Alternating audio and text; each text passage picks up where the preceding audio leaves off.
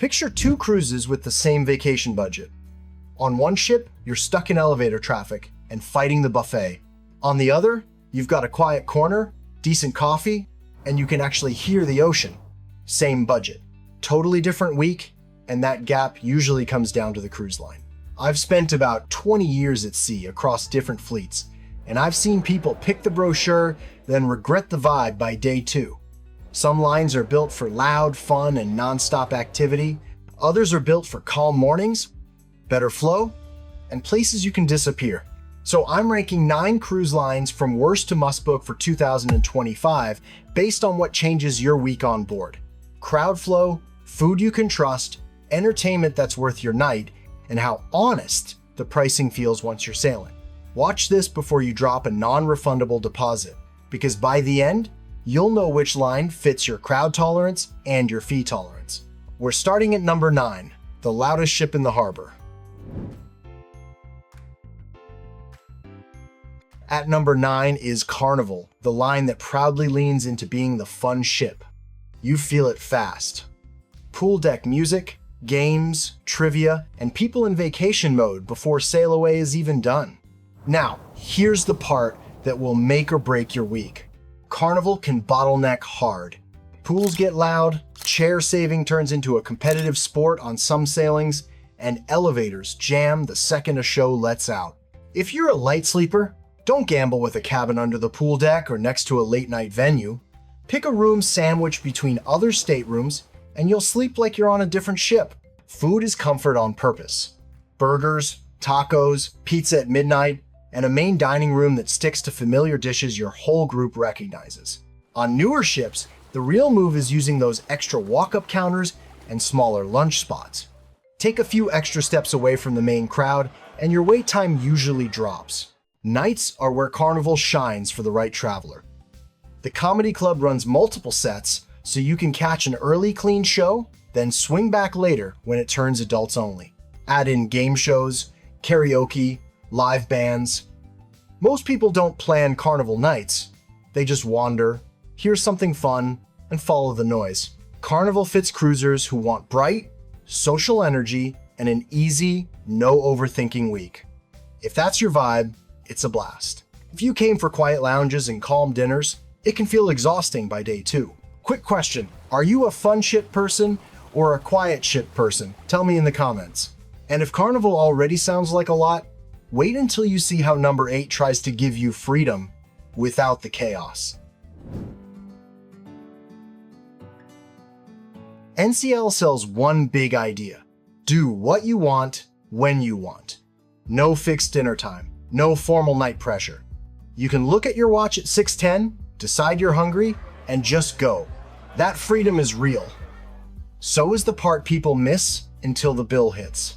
Because NCL is also the king of "this looks free" until you read the fine print. The headline deal sounds generous. Free at sea, drinks, Wi-Fi, specialty dining credits.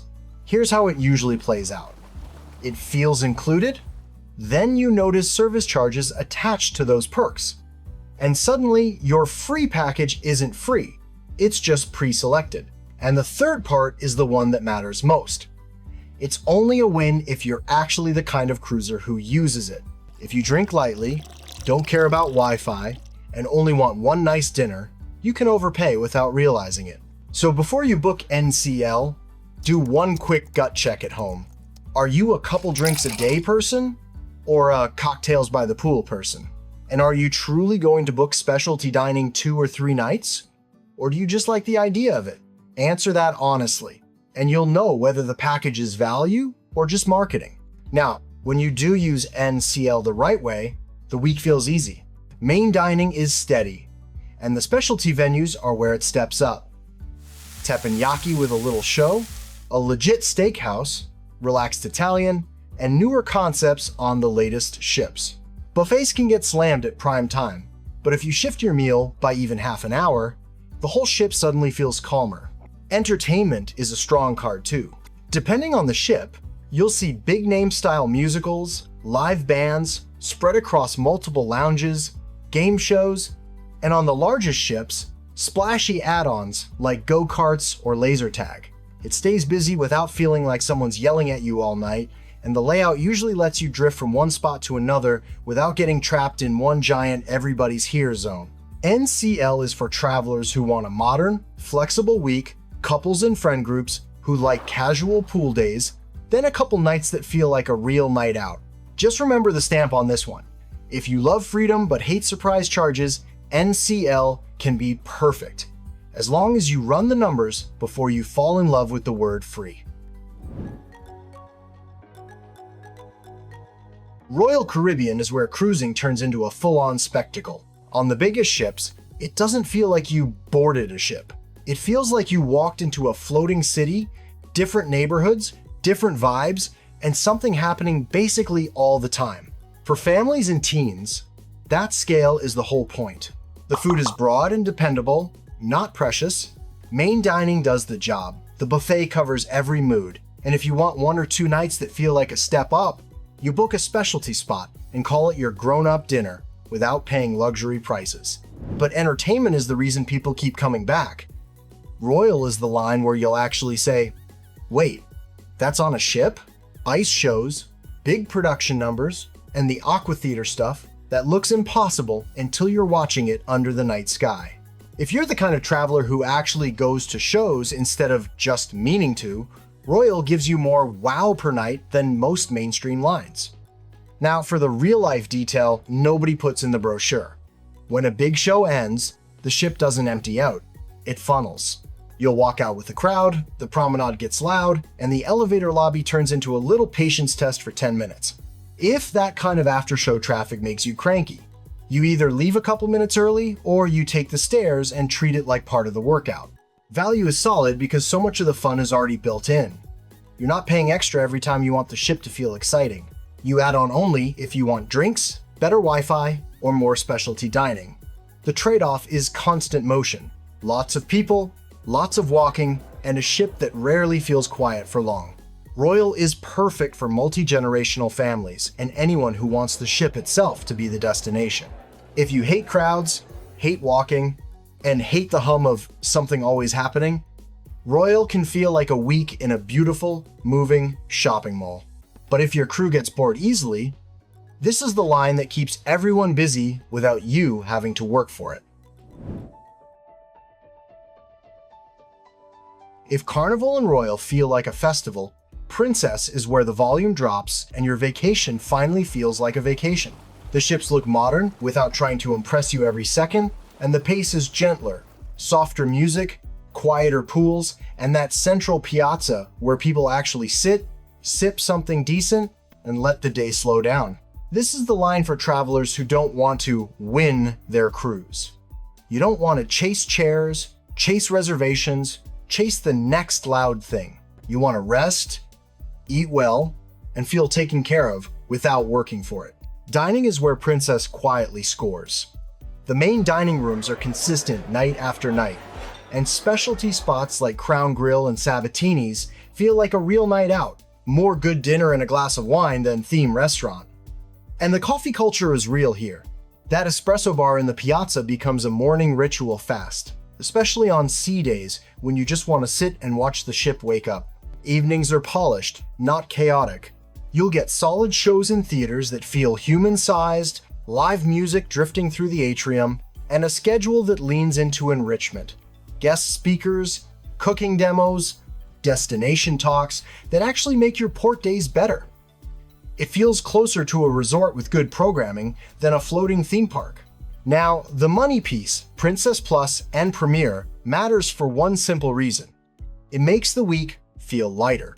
Instead of second-guessing every drink, every Wi-Fi login, every little add-on, you get one upfront number and your onboard bill stops being a daily math problem. That mental relief is a bigger upgrade than most people expect. And this is the point where the list starts turning a corner.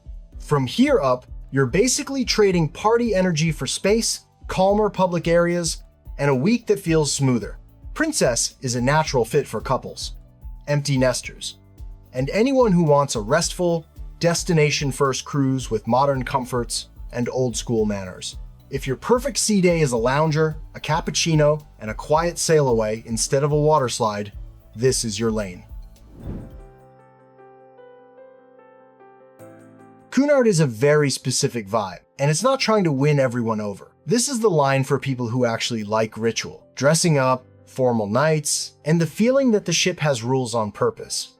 If your suitcase is mostly t-shirts and you want to stay in flip-flops all week, Cunard can feel like you accidentally walked onto the set of an old movie. The signature moment is afternoon tea, not grab a cookie and run tea, proper tea. White tablecloths, tiers of little sandwiches and pastries, staff moving like it's a performance, and the whole room slowing down on purpose. For a lot of guests, that becomes the daily anchor. You plan around it, you dress a little nicer, and suddenly your cruise has a rhythm. Dinner follows the same energy. You're doing multi-course evenings in Britannia with higher cabin categories in their own restaurants. The menus are refined and consistent, more classic than trendy, and the service is part of the experience, not something happening in the background. At night, Cunard doesn't chase loud fun, it leans into quiet elegance. String quartets, ballroom dancing, lounges where you can actually hear a conversation. It's not the ship where someone is screaming into a microphone at midnight.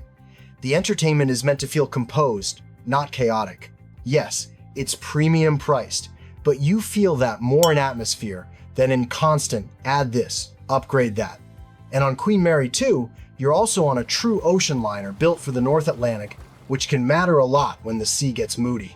Cunard is perfect for couples and solo travelers who want to dress for dinner, move a little slower, and enjoy a cruise that feels intentionally classic. If you want water slides, late-night deck parties, and a ship that never stops buzzing, skip Cunard, because on the wrong traveler, this one doesn't feel luxury. It feels strict. Disney at Sea isn't trying to be the fanciest ship in the harbor. It's trying to make family travel feel frictionless. Kids are thrilled, parents aren't running on fumes, and the whole week moves like it was engineered by people who've actually traveled with children. From day one, you notice it. Characters pop up, spaces stay ridiculously clean, and the crew works with that parent brain mindset, safety first, fun immediately after. Dining is built to reduce stress, not add it.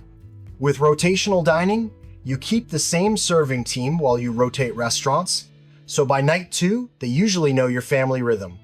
Who eats fast? Who's picky? Who needs the food to land before a meltdown? The menus are family-friendly, but solid. And if the adults want a real date night reset, places like Palo, and on some ships, Remy, give you quiet, grown-up dining behind a separate door for an extra charge.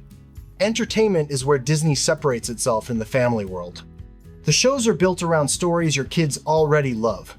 Meet and greets tend to feel organized instead of chaotic, and depending on the itinerary, you can get big deck moments that feel genuinely special. The key isn't just the wow, it's that the schedule is structured enough that you're not spending your vacation sprinting, guessing, and constantly negotiating what happens next. And the kids' clubs are a major reason parents come back. They're big, heavily staffed, and split by age. So kids feel like they're in their own world, and parents finally get actual pockets of adult time without guilt. Now, the catch. The price. Disney can run 2 or 3 times higher than a mainstream line on similar routes. But you're not paying for fancier. You're paying for less friction, less chaos, less decision fatigue, fewer moments where the vacation turns into parenting on hard mode. If your goal is big smiles, smoother bedtimes, and a week that feels easier than it has any right to, Disney earns the premium. If you're traveling without kids, and you're not emotionally attached to the brand, that same premium is a much tougher sell. Ponant feels less like a cruise line and more like a small private club that happens to move. The ships are intimate, voices stay low, and the staff learns your name fast. You're not walking into a resort with constant hype. You're walking into calm lighting, quiet hallways, and a crowd that actually reads the daily program instead of shouting over it. And that's the whole trade you're making here. You're paying for space per person, fewer people, more breathing room, service that isn't stretched thin. If big ships make you feel like you're always navigating someone else's vacation, Ponant is the opposite. Food is where the French DNA shows up hard. Menus feel clean and deliberate. desserts and pastries are genuinely good, and meals are paced like they're meant to be enjoyed, not rushed through before the next announcement. On many sailings, the dishes even nod to the region you're visiting, so what's on your plate actually matches what's outside the window. Evenings are cultural, not flashy. You'll see talks about tomorrow's port, small performances, tastings, maybe a photography session, things that make you feel more connected to where you're going instead of just killing time between buffets. It's a quieter kind of entertainment, but it has purpose. Pricing looks high at first glance, but it's often less nickel and dime once you're on board. Depending on the itinerary, you'll commonly see inclusions like drinks, Wi-Fi, gratuities, and on many routes, excursions as well. The point isn't that everything is free. The point is that you're not constantly pulling out your room card to make the week feel complete. Ponant earns a top 3 spot for travelers who want silence, space, and a ship that doesn't need to shout to feel premium. If you need big production shows, loud pool decks, and a ship that stays buzzing until late, you're going to be bored here, and you should pick something lower on the list. Coral Expeditions is the opposite of a floating resort. These are small Australian ships built for places big vessels can't reach. The Kimberley, remote reef edges, coastline pockets where Port Day isn't a shopping street, it's actual wilderness. If you've never done expedition cruising, here's what a typical day feels like. You wake up, grab coffee, and there's a straight-to-the-point briefing. What you're seeing, what the tide's doing, what the plan is. Then you're out on the Zodiac or their own Explorer tenders for the first landing, back on board for lunch, maybe a quick reset, and then you're off again for a second landing or a different kind of water outing. And at night, instead of a big theater show, you get a talk that makes tomorrow better. Reef ecology, rock art, tides, local history, often from the same people who were out there with you a few hours earlier. The ships are comfortable but practical. Cabins aren't trying to impress you with chandeliers. The public spaces are built around views, gear, and easy movement. Because you're actually doing things, and the food is a surprise in the best way. Fresh, regional, and tied to where you are. It's more, this is Australia, than hotel buffet on autopilot. Yes, fares are premium, but the value is in what's usually bundled. Landings, guides, gear. Most of what matters is built into the experience, so you're not constantly getting upsold every time you want the trip to feel like an expedition. You're paying for access and expertise, not for a bracelet that unlocks fun. Coral Expeditions is incredible if your dream cruise is 2 or 3 landings in a day, a clear plan, and a sky full of stars instead of neon. If you need casinos, big production shows, late night clubs, and that ship is the entertainment energy, this is not your line, because this one is all about what's outside the ship. Celebrity takes my #1 spot for one reason. It's the best balance of premium feel and real-world value for adults. Not the best for everyone, not the fanciest ship out there, just the line that, for a lot of travelers, delivers the strongest overall week for the money. The moment you step on board, the mood shifts. Sleek design, soft lighting, a calmer pace. Families are welcome, but the ship is clearly built around grown-ups who like good conversation, a solid drink, and spaces that feel intentionally designed instead of jammed together. Food is the headline. Main dining is consistently strong, the buffet feels a step above the usual grab and go, and the specialty restaurants actually feel worth dressing up for. Murano for classic fine dining, Tuscan Grill for upscale comfort, and Le Petit Chef for something playful that still lands on taste. A lot of people leave Celebrity saying, that's the best overall food I've had without paying true luxury prices. Entertainment follows the same philosophy. Curated, not chaotic. Contemporary production shows, live music in rooms that sound good, and enrichment that feels purposeful instead of filler. On sea days, the ship stays active without turning into noise. Value comes from how the pricing is often structured, but this is where you need to look at the fare. Depending on the sailing and the deal, Celebrity frequently bundles things like drinks and Wi-Fi into certain packages or fare types, which is a big reason the onboard bill feels easier to live with. The win isn't the perks themselves, it's that you're not constantly doing mental math every time you order something. And on newer ships, especially Edge class, the layout helps the week feel balanced. You've got one big social heart of the ship that stays lively, and you've also got quieter, more escape spaces where you can disappear when you're done being around people. That zoning is a bigger deal than any single design feature because it keeps the ship from feeling like one nonstop crowd.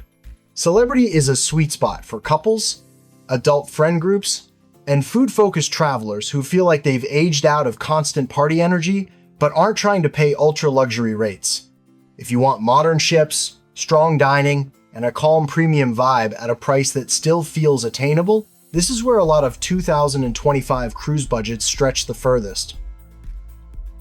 So that's the rundown. 9 very different cruise lines, and none of them is perfect for everyone. The ones near the bottom aren't bad, they're just built for a different kind of traveler. The ones near the top win because they know exactly who they're for, and they deliver that same feeling week after week. And here's the real takeaway. Pick the wrong vibe, and you don't just have a slightly worse cruise, you can ruin the whole week. If this helped, hit like and subscribe for more Captain's Eye breakdowns. And in the comments, give me 2 quick things. How much crowd you can tolerate, low, medium, or high, and your top priority, food, quiet, shows, or destinations.